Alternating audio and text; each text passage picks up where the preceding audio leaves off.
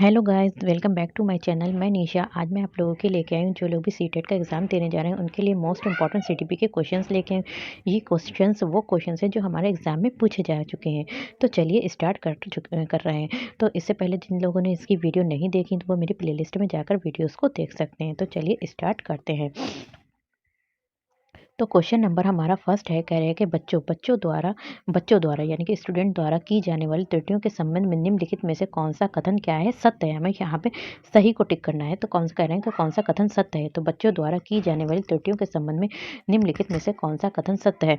तो हमारा कौन सा कथन सत्य है। तो कथन हमारा क्या है, ए सत्य है। यदि एक शिक्षक कक्षा कक्ष में सभी बच्चों की त्रुटियों को सुधारने योग्य नहीं है, यानी कि बच्चे हैं, ठीक है, क्लास में हमारे क्या है, ये क्लासरूम है, इसमें सब बच्चे हैं, यहाँ पे सारे बच्चे हैं और एक यहाँ पे एक ये टीचर है। तो कह रहे हैं कि यदि एक शिक्षक कक्षा कक्ष में यानी कि क्लासरूम में सभी बच्चों को जो भी उनकी मिस्टेक्स हैं उनको सुधारने के में योग्य नहीं है, ये टीचर जो है इन सबकी मिस्टेक को सुधारने में योग्य नहीं है, तो ये संकेत करता है कि शिक्षक शिक्षा की व्यवस्था में असफल। ये जो टीचर जो है वो जो टीचिंग करा रहा है, क्या है वो जो है उसकी व्यवस्था क्या है, असफल है।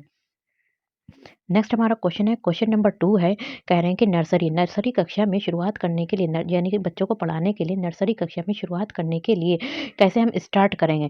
तो कौन सी विषय वस्तु यानी कि कौन सी थीम जो है वो सबसे अच्छी। देखिए थीम यहाँ पे 4 थीम दे रखी, मेरा परिवार, मेरा प्रिय मित्र, मेरा विद्यालय और मेरा पड़ोस दे रखा। तो इसमें पूछना है सबसे अच्छी। तो हमें सबसे अच्छी जो थीम है वो हमारी कौन सी ये थीम है सबसे अच्छी। तो सबसे अच्छी थीम है मेरा परिवार, क्योंकि छोटे बच्चे होते हैं तो वो किससे ज़्यादातर जुड़े हुए होते हैं, वो जब वो नर्सरी में होते हैं तो वो ज़्यादातर अपने परिवार से जुड़े होते हैं। अगर हम उनको परिवार से स्टार्ट करते हैं तो वो अच्छे से समझ जाते हैं। नेक्स्ट हमारा क्वेश्चन है, क्वेश्चन नंबर 3 है, यहाँ पे कह रहे हैं कि प्राथमिक कक्षा यानी कि प्राथमिक कक्षा फर्स्ट टू फिफ्थ में सकारात्मक वातावरण निर्मित करने के लिए एक शिक्षक को, यानी कि प्राथमिक कक्षा है यानी कि फर्स्ट टू प्राथमिक कक्षा में जो है हमें पॉजिटिव इन्वायरमेंट निर्मित करना है। तो उसके लिए एक शिक्षक को क्या करना चाहिए। एक टीचर, आप टीचर हैं तो उसके लिए क्या करेंगे, तो उनमें क्या करना चाहिए, विभेद नहीं करना चाहिए। ये नहीं कि बच्चे अगर देखिए अलग अलग कास्ट के बच्चे होते हैं, अलग अलग रिलीजियस के होते हैं, सब चीज़। तो यहाँ पे हमें क्या करना चाहिए, बच्चों में कोई भी विभेद नहीं करना चाहिए और प्रत्येक बच्चे के लिए समान लक्ष्य सुनिश्चित करना चाहिए। ये नहीं कि किसी बच्चों को ज़्यादा माने और कोई भी समान लक्ष्य, यानी कि सभी को सेम समझना चाहिए और समान लक्ष्य सुनिश्चित करना चाहिए। नेक्स्ट हमारा क्वेश्चन है, क्वेश्चन नंबर 4 है, यहाँ पे कह रहे हैं कि एक बच्चा जो डैश से ग्रस्त है। तो एक बच्चा जो डैश से ग्रस्त है वो सा को क्या पढ़ता है। जो देखिए सा है उसको क्या पढ़ता है, वो वॉस पढ़ता है, ठीक है। और न्यूक्लियर को क्या पढ़ता है, अनक्लियर में अंतर नहीं कर सकता है। सा को वॉस और न्यूक्लियर को क्या करता है, अनक्लियर में अंतर नहीं कर पाता। यहाँ पे क्या है, वो डिफरेंस नहीं कर पा रहा है। तो वो किससे संबंधित है, तो वो हमारा किससे संबंधित है, डिसलेक्सिया से संबंधित होता है। तो डिसलेक्सिया ये क्या है, एक प्रकार का अधिगम संबंधी विकार है। डिसलेक्सिया भी क्या है, ये अधिगम से यानी कि लर्निंग से संबंधित एक विकार है जिसमें बालक शब्दों को पढ़ने में कठिनाई अनुभव करता है। अब क्या है, बच्चा जो है सा को क्या पढ़ रहा है, वॉस पढ़ रहा है। तो यहाँ पे शब्द है उसको पढ़ने में क्या कर रहा है, कठिनाई महसूस कर रहा है। न्यूक्लियर को अनक्लियर में अंतर नहीं कर सकता है, जिससे बालक अक्षरों का क्रम निर्धारित नहीं कर पाता। इसमें क्या कर बच्चा जो है वो क्या करे, शब्दों का क्रम जो है, जो भी उसके जो अक्षर हैं उनको क्रम को क्या कर रहे हैं, निर्धारित नहीं कर पाता है। इसलिए वो सा को वॉस पढ़ता है, न्यूक्लियर को अनक्लियर में अंतर नहीं कर सकता है। तो वो किससे ग्रसित है, तो वो हमारा डिस्लेक्सिया से ग्रसित है। नेक्स्ट हमारा क्वेश्चन है, क्वेश्चन नंबर 5 है, कह रहे हैं कि निम्नलिखित में से कौन सी यहाँ पे देखिए विशेषता पूछी है। समस्या समाधान उपागम का विशेष चिन्ह है, यहाँ पे विशेष चिन्ह बताना है। देखिए एक क्वेश्चन ये हमारा एग्जाम में पहले भी पूछा जा चुका था कि समस्या समाधान का पहला चरण कौन सा है, ठीक है। तो हमारा क्या था, अब ये क्वेश्चन पूछा गया, फिर समस्या समाधान से पूछा गया है कि समस्या समाधान उपागम का विशेष चिन्ह है। तो समस्या समाधान उपागम का विशेष चिन्ह क्या है, हमारा क्या है, समस्या कथन में संकेत अंतर्निहित रूप से दिए होते हैं।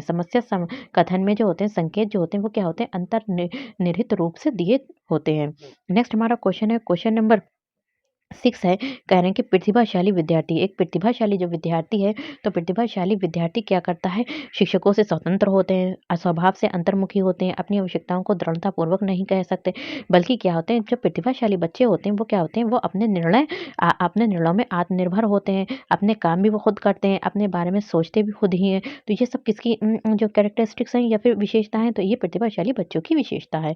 नेक्स्ट हमारा क्वेश्चन है, क्वेश्चन नंबर 7 है, यहाँ पे कह रहे हैं कि चिंतन के सूचना प्रकरण सिद्धांत में चिंतन के सूचना प्रक्रमण सिद्धांत में निम्नलिखित चरण आते हैं। कौन-कौन से निम्नलिखित चरण आते हैं? तो कह रहे हैं कि जो चिंता के सूचना प्रकरण सिद्धांत में कौन से चरण आते हैं? तो कौन-कौन से चरण आते हैं? हमें इनको सीरियल वाइज़ लगाना है। तो कौन-कौन से चरण आते हैं? तो हमारे जो चरण आते हैं वो सबसे पहले हमारा आता है पूर्व पूर्व परिक्रमण। क्या आता है? नंबर 1 पे हमारा आता है पूर्व परिक्रमण आता है।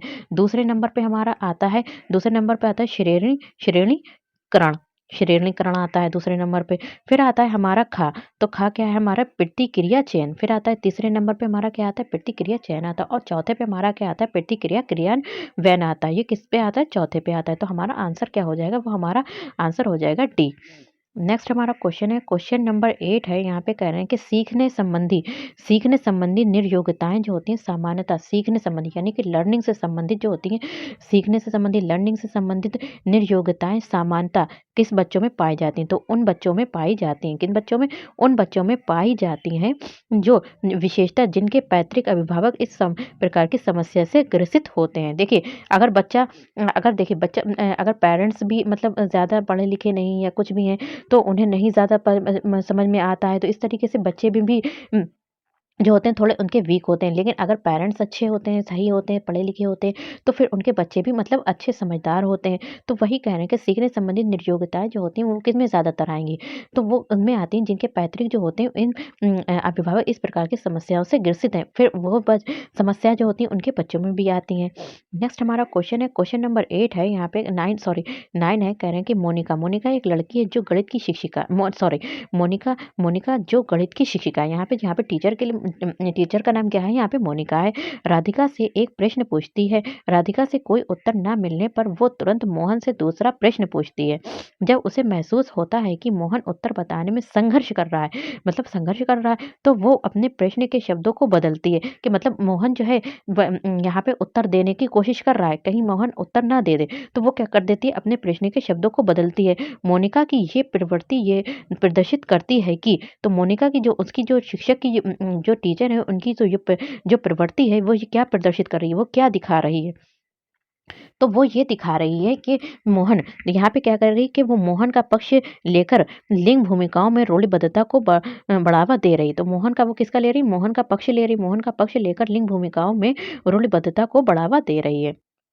नेक्स्ट हमारा क्वेश्चन है, क्वेश्चन नंबर 10 है। यहाँ पे कह रहे हैं कि सीखने यानी कि सीखने के लिए जो आंकलन होता है निम्नलिखित सीखने के लिए आंकलन निम्नलिखित का ध्यान रखता है सिवाय। तो जो सीखने के लिए आंकलन है वो निम्नलिखित का ध्यान रखता है सिवाय। किसके सिवाय? सबका ध्यान रखता है। तो किसके सिवाय जो ध्यान रखता है? विद्यार्थियों की क्षमताएं सॉरी तो किसका ध्यान रखता है? विद्यार्थियों की आवश्यकताओं को ध्यान में मतलब कह रहे हैं कि सीखने के लिए आंकलन जो है निम्नलिखित का ध्यान रखता है। सबका ध्यान रखेगा। किसका ध्यान रखेगा? देखिए, विद्यार्थी की क्षमताओं का भी ध्यान रखेगा, विद्यार्थियों की त्रुटियों का भी ध्यान रखेगा, विद्यार्थियों की अधिगम शैलियों का भी ध्यान रखेगा। किसका ध्यान नहीं रखता है? मतलब सिवाय। तो विद्यार्थियों की आवश्यकताओं को ध्यान में नहीं रखता है। नेक्स्ट हमारा क्वेश्चन है, क्वेश्चन नंबर 11 है। यहाँ पे क्या है?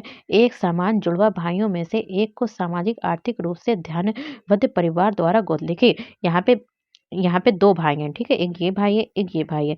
एक को अमीर परिवार ने गोद ले लिया है, ठीक है? देखिए देखिए, यहाँ पे 2 जुड़वा भाई हैं, ठीक है? 2 जुड़वा भाई हैं। तो एक को परिवार जो था वो किसने ले लिया था? यहाँ पे आर्थिक रूप से धनवान परिवार ने ले लिया गोद। और दूसरे को जो था द द के गोद ले लिया और दूसरे भाई को एक निर्धन यानी कि गरीब परिवार ने गोद ले लिया। 1 वर्ष बाद उनके बुद्धि लब्धांक के बारे में निम्नलिखित में से क्या अवलोकित होने की सर्वाधिक संभावना है? देखिए, 2 जो भाई थे उन दोनों भाइयों को एक तो अमीर परिवार ने गोद ले लिया और दूसरे किसने ले लिया? एक गरीब परिवार ने गोद ले लिया। अब कह रहे हैं कि उसके साल भर के बाद, वर्ष भर के बाद क्या किया? उनका बुद्धि लब्धि यानी कि उनका आईक्यू को चेक करने के बारे में क्या अवलोकित होने की सर्वाधिक संभावना है उनके आईक्यू में? तो क्या संभावना होगी उनकी कि सामाजिक आर्थिक स्तर बुद्धि लब्धांक को प्रभावित नहीं करता है। इनका मतलब ये है कि जब चाहे बच्चा अमीर परिवार में रहे या फिर गरीब परिवार में रहे, वो उससे उसकी बुद्धि पर कोई भी प्रभाव को बुद्धि को उसको उसकी बुद्धि को कोई प्रभावित नहीं करता है।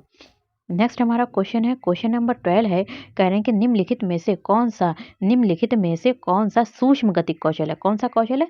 सूक्ष्म गतिक कौशल का उदाहरण। तो सूक्ष्म गतिक कौशल का जो उदाहरण है वो हमारा क्या है?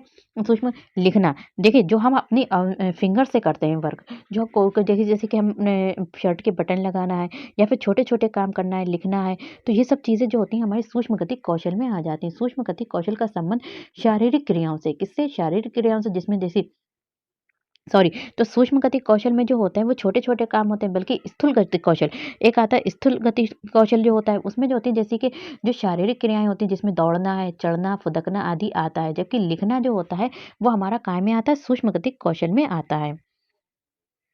नेक्स्ट हमारा क्वेश्चन है, क्वेश्चन नंबर 13 है, कह रहे हैं कि वाइगॉत्स्की, देखिए वाइगॉत्स्की से हर बार क्वेश्चंस आता है, तो वाइगॉत्स्की के सिद्धांत का निहितार्थ है, तो वाइगॉत्स्की के सिद्धांत का निहितार्थ क्या है? सहयोगात्मक समस्या समाधान। तो ये वाइगॉत्स्की ने क्या कहा था? वाइगॉत्स्की के अनुसार ज्ञान बाहरी वातावरण में स्थित तथा सहयोगी होता है। जो बच्चा ज्ञान प्राप्त करता है वो क्या होता है? बाहरी वातावरण से ही ज्ञान प्राप्त करता है, अर्थात ज्ञान विभिन्न व्यक्ति एवं वातावरण जैसे वस्तुओं से, औजारों से, किताबें, मानवीय निर्माताओं से आदि से ज्ञान प्राप्त किया जाता है। तो जो वाइगॉत्स्की का सिद्धांत सुझाता था कि दूसरों के साथ अंतःक्रिया तथा सहयोगात्मक क्रियाओं द्वारा जानने की प्रक्रिया गुणात्मक रूप से श्रेष्ठ होती है। नेक्स्ट हमारा क्वेश्चन है, क्वेश्चन नंबर 14 है, यहाँ पे कह रहे हैं कि किशोर किशोर डैश का अनुभव कर सकते हैं। जो किशोर हैं वो किसका अनुभव कर सकते हैं? तो किशोर जो है वो किसका अनुभव करेंगे? दुश्चिंता और स्वयं से सरोकार का क्या करेंगे? अनुभव कर सकते हैं। नेक्स्ट हमारा क्वेश्चन है, क्वेश्चन नंबर 15 है, कह रहे हैं कि शारीरिक रूप से, जो कह रहे हैं कि जो शारीरिक रूप से सक्षम बच्चों को सामान्यता डैश होता है। तो जो शारीरिक रूप से सक्षम बच्चे हैं उनको सामान्यता क्या होता है? शारीरिक रूप से सक्षम बच्चों में सामान्यता क्या होता है? डिस्ग्राफिया होता है। तो डिस्ग्राफिया कोई रोग नहीं है भाई, डिस्ग्राफिया क्या है? रोग नहीं है, बल्कि ये एक प्रकार का विकार होता है। कोई रोग नहीं है बल्कि एक विकार है जो शारीरिक रूप से सक्षम बच्चों में सामान्यता पाया जाता है। इसमें बच्चे की लिखावट व समझने की क्षमता पर असर पड़ता है। नेक्स्ट हमारा क्वेश्चन है, क्वेश्चन नंबर 16 है, कह रहे हैं कि आंशिक पुनर्बलन हमारा क्या होता है? आंशिक पुनर्बलन। आंशिक पुनर्बलन क्या होता है? सतत पुनर्बलन की अपेक्षा अधिक प्रभावी होता है। आंशिक पुनर्बलन कैसा होता है? सतत पुनर्बलन की अपेक्षा क्या होता है? अधिक प्रभावी होता है। आंशिक पुनर्बलन से अभिप्राय है कि कई सही अनुक्रियाओं के उपरांत पुनर्बलन देने से है। आंशिक आंशिक पुनर्बलन क्या होता है? देखिए आंशिक पुनर्बलन क्या है? व्यक्ति बार बार कई क्रियाएं कर रहा है, ठीक है, तो कई सही अनुक्रियाओं के उपरांत पुनर्बलन देने से है। बहुत सारी उनने सही अनुक्रियाएं की, उसके बाद उसको पुनर्बलन दे दिया गया, बल्कि सतत पुनर्बलन की अपेक्षा अधिक प्रभावी होता है, क्योंकि इसमें छात्र को किस अनुक्रिया पर पुनर्बलन मिलेगा, इसका आंशिक पुनर्बलन क्या होता है? वो अधिक प्रभावी होता है। बच्चा को ये नहीं पता, बच्चा बार-बार करे जा रहा है, उसे ये नहीं पता होता है कि वो उसको किस पे उसको अधिक मतलब उसको जो है उस पे किस पे अधिक ज़्यादा बहुत ज़्यादा उसे सॉरी, उसको क्या होता है आंशिक पुनर्बलन में क्या होता है? तो बच्चा बहुत सारी सही अनुक्रियाएँ करता है, उसके बाद उसे ये नहीं पता होता है उसकी कौन-सी अनुक्रिया पर उसको पुनर्बलन मिलेगा। तो इसलिए वो जो अनुक्रिया करता है तो हर अनुक्रिया को अच्छे से करता है ताकि किसी भी अनुक्रिया पे उसको पुनर्बलन मिल सकता है। नेक्स्ट हमारा क्वेश्चन है, क्वेश्चन नंबर 17 है, कह रहे हैं कि एक सशक्त विद्यालय अपने शिक्षकों में निम्नलिखित योग्यताओं में से किसे सर्वाधिक बढ़ावा देगा? तो एक सशक्त विद्यालय जो है वो अपने शिक्षक एक विद्यालय जो अपने शिक्षकों में कौन सी योग्यताओं में से किसे सर्वाधिक सबसे अधिक बढ़ावा देगा? तो वो किसे सबसे अधिक बढ़ावा देगा? प्रतिस्पर्धात्मक अभिवृत्ति को देगा बढ़ावा। नेक्स्ट हमारा क्वेश्चन है, क्वेश्चन नंबर 18 है, कह रहे हैं कि निम्नलिखित में से अंतःविषय अनुदेशन का सर्वोत्कृष्ट लाभ ये है कि, तो निम्नलिखित में से अंतःविषय अनुदेशन का सर्वोत्कृष्ट लाभ ये है कि विद्यार्थियों को सीखे गए ज्ञान का बहु संदर्भों में अनुप्रयोग करने और सामान्यकृत करने के अवसर दिए जाते हैं। किसमें दिए जाते हैं? अंतःविषय अनुदेशन का सर्वोत्कृष्ट लाभ ये है कि। नेक्स्ट हमारा क्वेश्चन है, क्वेश्चन नंबर 19 है। यहाँ पे कह रहे हैं देखिए ये क्वेश्चन हमारा आया था 1st टू 5th में पूछा गया था नवंबर 2012 में जब हमारा एग्जाम हुआ था। कह रहे हैं कि वे शिक्षार्थी जो समृद्ध ज्ञान और शैक्षणिक दक्षता की वे शिक्षार्थी जो समृद्ध ज्ञान और शैक्षणिक दक्षता की हार्दिक इच्छा क्या करते हैं प्रदर्शित करते हैं तो उनके पास होता है। तो उनके पास क्या होता है? उनके पास होता है निष्पादन, उपागम, अभिविन्यास। नेक्स्ट हमारा क्वेश्चन है क्वेश्चन नंबर 20 है। कह रहे हैं कि शिक्षक शिक्षक यानी कि टीचर डैश के अलावा निम्नलिखित सभी को करते हुए समस्या समाधान को विद्यार्थियों के लिए मजेदार बना सकता है। कह रहे हैं कि शिक्षक डैश के अलावा मतलब इसमें एक ऐसा ऑप्शन है उसके अलावा जो है सभी जो है बाकी जितनी भी है ऑप्शंस हैं बाकी सभी ऑप्शन जो हैं वो क्या करते हैं को करते हुए समस्या समाधान को विद्यार्थी के लिए मजेदार बना सकता है। कौन से ऐसा कौन सा ऑप्शन है उसको हटा के बाकी सभी ऑप्शन जो है वो समस्या समाधान के को विद्यार्थी के लिए क्या बना सकते हैं मजेदार बना सकते हैं। तो कौन सा है हमारा? जब विद्यार्थी स्वयं से कोई कार्य करने की कोशिश कर रहे हों तो उनसे परिपूर्णता की अपेक्षा करना। इसके अलावा बाकी सभी जो हैं वो क्या करते हैं समस्या समाधान को विद्यार्थियों के लिए मजेदार बना सकते हैं। नेक्स्ट हमारा क्वेश्चन है 21 है। क्वेश्चन नंबर 21 है। इसमें कह रहे हैं कि भाषा में अर्थ की सबसे छोटी इकाई तो भाषा में अर्थ की सबसे छोटी इकाई क्या है? हमारी रूपी में है। नेक्स्ट हमारा क्वेश्चन है क्वेश्चन नंबर 22 है। कह रहे हैं कि बहुबुद्धि सिद्धांत जो था हमारा किसने दिया था? गार्डनर ने दिया था। बहुबुद्धि सिद्धांत निम्नलिखित में निहितार्थ देता है सिवाय तो किसके बिना मतलब इसमें एक ऑप्शन आपका रॉन्ग होगा बाकी 3 सही होंगे। तो कह रहे हैं बहुबुद्धि सिद्धांत निम्नलिखित निहितार्थ देता है सिवाय तो किसके सिवाय निहितार्थ देता है? तो इसमें देता है कि लक्ष्यों को प्राप्त करने में व्यक्तिगत संतुष्टि सॉरी तो इसमें जो है बहुबुद्धि सिद्धांत निम्नलिखित निहितार्थ देता है सिवाय किसके सिवाय? बुद्धि प्रक्रमण सॉरी दूसरा क्वेश्चन तो बुद्धि प्रक्रमण संक्रियाओं का एक विशिष्ट समुच्चय समाधान के लिए किया जाता है तो इसके सिवा बाकी सभी क्या है निहितार्थ देते हैं बहुबुद्धि सिद्धांत को। नेक्स्ट हमारा क्वेश्चन है 23। क्वेश्चन नंबर निम्नलिखित में से कौन सा सीखने के लिए अधिकतम रूप से अभिप्रेरित करता है? कह रहे हैं कि इसमें जो ऑप्शन दे रखे हैं हमारे 4 निम्नलिखित में से कौन सा सीखने के लिए यानी कि लर्निंग के लिए ज़्यादा से ज़्यादा रूप से अभिप्रेरित करता है बच्चे को मोटिवेट करता है अभिप्रेरित करता है। तो कौन अभिप्रेरित करता है इसमें? लक्ष्यों को प्राप्त करने में व्यक्तिगत संतुष्टि। अगर किसी का कोई लक्ष्य है प्राप्त करना तो उसको व्यक्तिगत संतुष्टि देना जो है वो क्या करता है बच्चों को ज़्यादा से ज़्यादा अभिप्रेरित करता है। नेक्स्ट हमारा क्वेश्चन है क्वेश्चन नंबर 24 है। कहने के बुद्धि लब्धांक सामान्यतः डैश के रूप से शैक्षणिक निष्पादन से संबंधित होते हैं। जो बुद्धि लब्धांक है वो सामान्यतः डैश के रूप से शैक्षणिक निष्पादन से संबंधित होते हैं। तो किससे होते हैं? उच्च। तो बुद्धि लब्धांक सामान्यतः उच्च रूप से शैक्षणिक निष्पादन से संबंधित होते हैं। नेक्स्ट हमारा क्वेश्चन है क्वेश्चन नंबर 25 है। कह रहे हैं कि 16 वर्षीय बच्चा एक 16 वर्ष का बच्चा है बुद्धि लब्धि परीक्षण में 75 अंक प्राप्त करता है। तो 16 वर्ष का बच्चा है बुद्धि लब्धि परीक्षण में जब उसका आईक्यू टेस्ट किया गया तो उसने कितने अंक प्राप्त किए? 75 अंक प्राप्त किए। तो उसकी मानसिक आयु निकालनी है। तो मानसिक आयु डैश वर्ष होगी तो उसकी मानसिक आयु कितनी होगी? देखिए उसकी मानसिक आयु जो होगी वो कितनी होगी? यहाँ पे एक आईक्यू का फॉर्मूला होता है। देखिए यहाँ पे हम आपको आईक्यू का फॉर्मूला बता रहा है कि हमारा जो आईक्यू का फॉर्मूला होता है देखिए IQ is equal to M A बटे सी ए। तो एम ए जो है हमारी क्या है? वो मानसिक आयु है। क्या है? मानसिक आयु है। मानसिक आयु सॉरी यहाँ पे मानसिक आयु और जो है सी ए क्या है? हमारी वास्तविक आयु। क्या है? वास्तविक आयु और इनटू हमारा क्या हो जाएगा? यहाँ पे 100 हो जाएगा।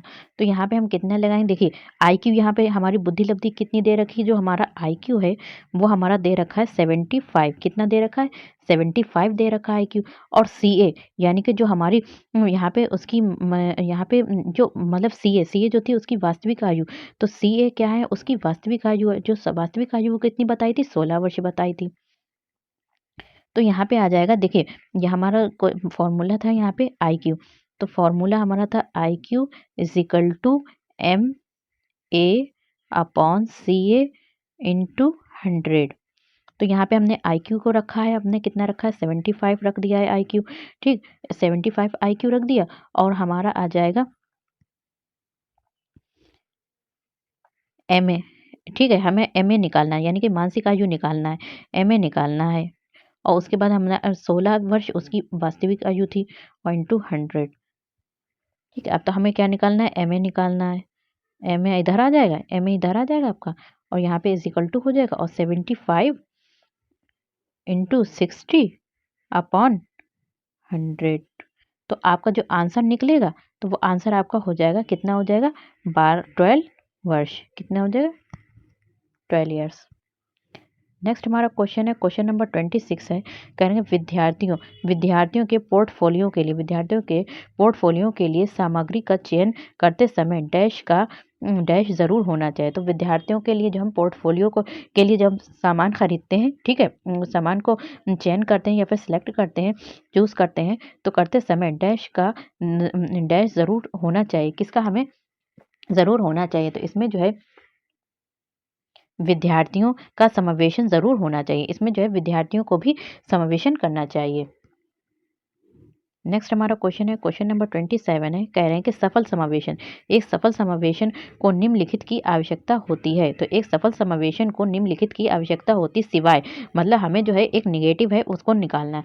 तो किसके पृथक्करण के अलावा जो है बाकी जो होती हैं सफल समावेशन की निम्नलिखित आवश्यकता है। तो ये भी सफल समावेशन की आवश्यकता है। कौन-कौन सी? संवेदनशील बनाना, अभिभावक की भागीदारी, क्षमता संवर्धन। तो ये सब क्या है? एक सफल समावेशन की आवश्यकता है। बाकी किसको छोड़कर? पृथक्करण को छोड़कर।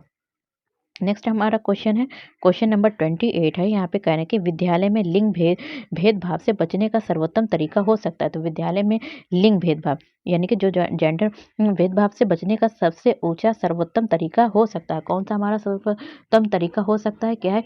शिक्षकों द्वारा उनके लिंग पक्षपात पूर्ण व्यवहारों का अधिसंज्ञान करना।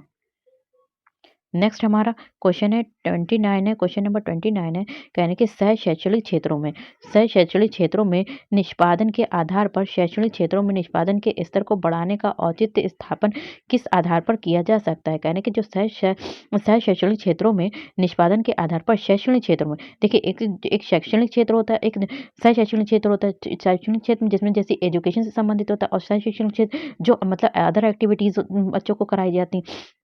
तो सह शैक्षणिक क्षेत्र जैसे खेल है, प्ले गेम, तो इस तरीके से तो क्षेत्रों में निष्पादन के आधार पर शैक्षणिक क्षेत्र में निष्पादन के स्तर को बढ़ाने का औचित्य स्थापन अपन किस आधार पर किया जा सकता है? तो किस आधार पर किया जा सकता है?